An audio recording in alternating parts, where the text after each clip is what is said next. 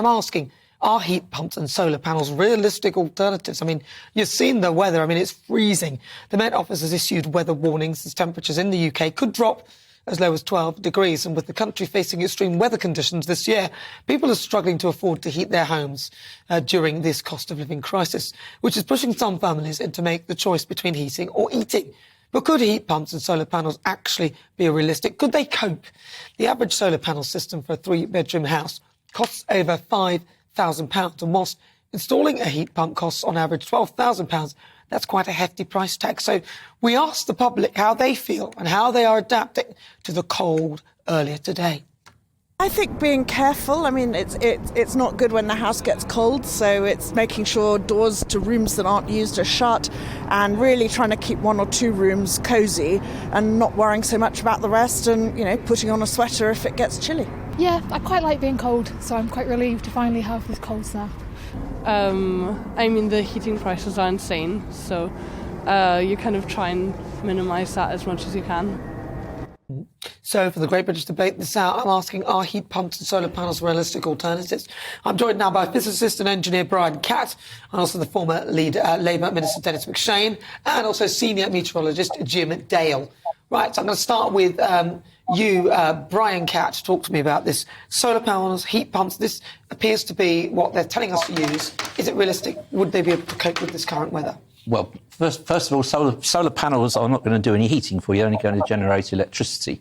When you need most electricity is in dark, cold times of year, which is when solar panels don't work. So to use solar panels in order to, in any context of staying warm or working in the winter, their annual total duty cycle is about 10%.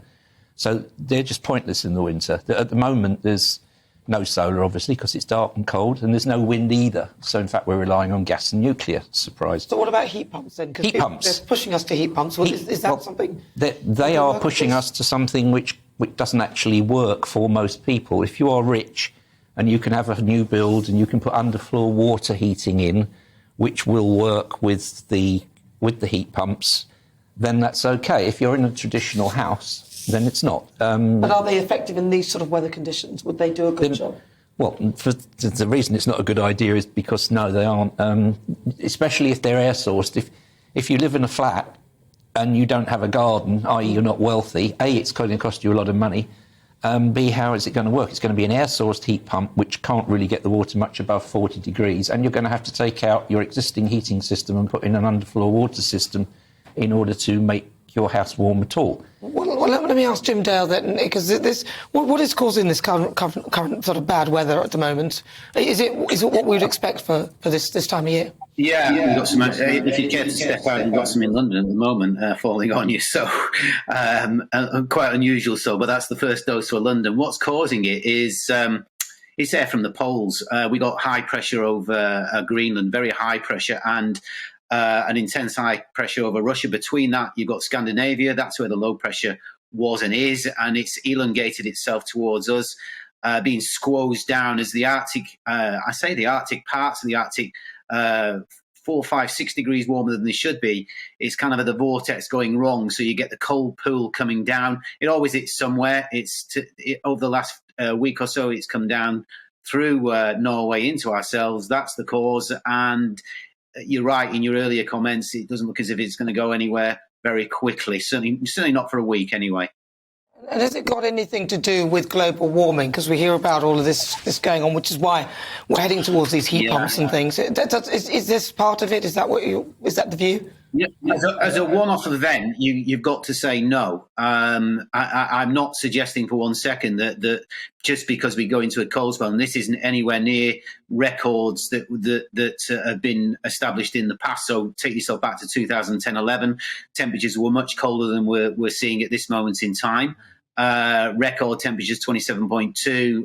long time ago. So, no, occasionally we do get this. But what you've got to do with all of this is you've got to join the dots. You can't just look as an island, as a kind of individual country and say, yes or no to climate change, in this case, in such a short period. So climatologists, meteorologists will look at this after the event and decide what went on by looking at more than just the UK, more than just Western Europe, seeing what was happening in the Arctic at the time, how the influence of the oceans around us, the sea temperatures at the moment are so with all of that, so high than they should be. So all of that together, you see where I'm going. So there's a lot to look at. So in your view, though, do you think that the CO2 is the issue and that the heading move towards this heat pumps and all these sources is definitely the move forward?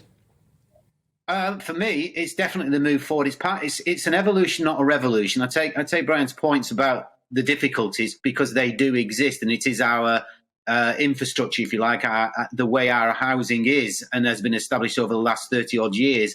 I would say before you even get into any of this, insulation is probably the number one area that we should be aiming for, so that we don't lose the heat that we've got in these houses. And that's where the government and private industry should be focusing before we get into the solar. But the solar, the heat pumps, they're part of an overall equation of renewables, the green energies, if you like. Wind power goes with that, tidal power, and other aspects. So it doesn't solve all crimes, if that makes sense, but it's certainly the direction of travel that we need to go in. It's a bit like taking the square wheel that once existed and making it round, and it works better, and that's probably what we're going to do with heat pumps and solar. Dennis, you're smiling. Can people really afford this, though? I mean, and it doesn't sound like it's very effective. Dennis?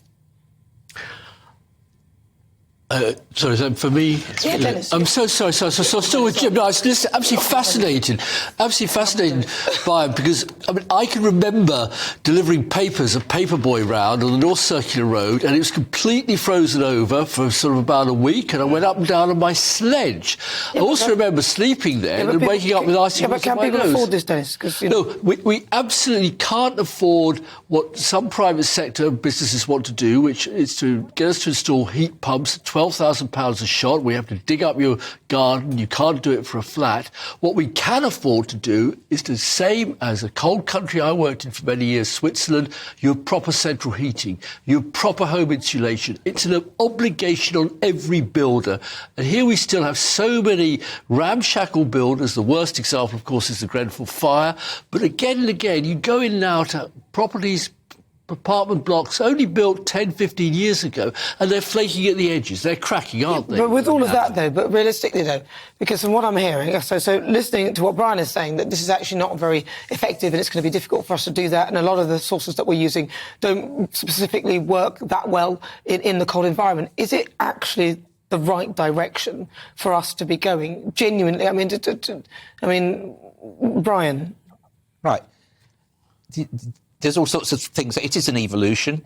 Eventually we will run out, and the point really here is eventually we will start to run out of gas, which means it will get too expensive, scarce. And we need an alternative. We've got a lot of that. So we will eventually need an alternative, by which time we should have built enough nuclear energy to provide cheap, reliable electrical energy to power heat pumps. But also we've got to change the housing stock. You can't insulate sensibly and safely an old-fashioned house. Like mine's, I thought, quite modern when I bought it in the 1950s. But those houses are designed to breathe, and water vapour is supposed to pass through the walls, through the cavity walls and outside. If you try locking them up with foam coating like they have in Germany, they get damp very quickly. You then need to put something in the roof to force air to circulate through.